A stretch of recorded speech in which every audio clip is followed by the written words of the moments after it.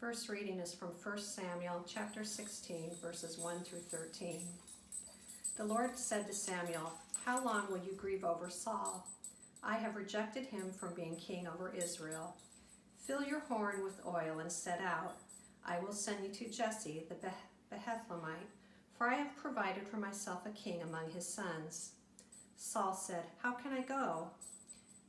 If Saul hears of it, he will kill me." And the Lord said, "Take a heifer with you and say, 'I have come to sacrifice to the Lord.'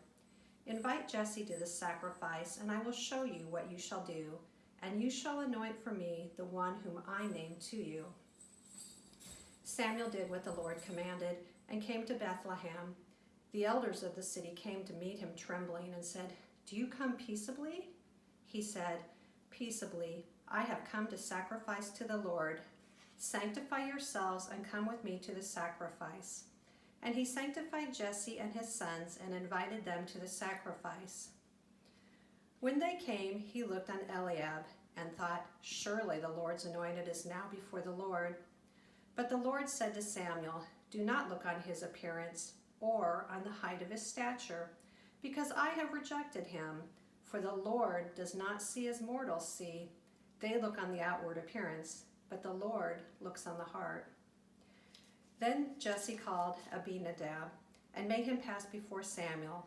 He said, "Neither has the Lord chosen this one." Then Jesse made Shammah pass by, and he said, "Neither has the Lord chosen this one." Jesse made 7 of his sons pass before Samuel, and Samuel said to Jesse, "The Lord has not chosen any of these." Samuel said to Jesse, "Are all your sons here?" And he said, "There remains yet the youngest, but he is keeping the sheep."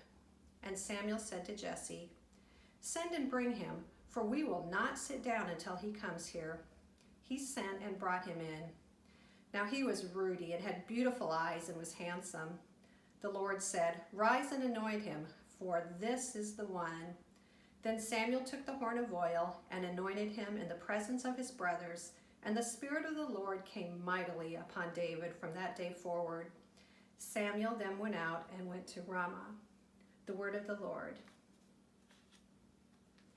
The second reading is from Ephesians 5, verses 8 through 14.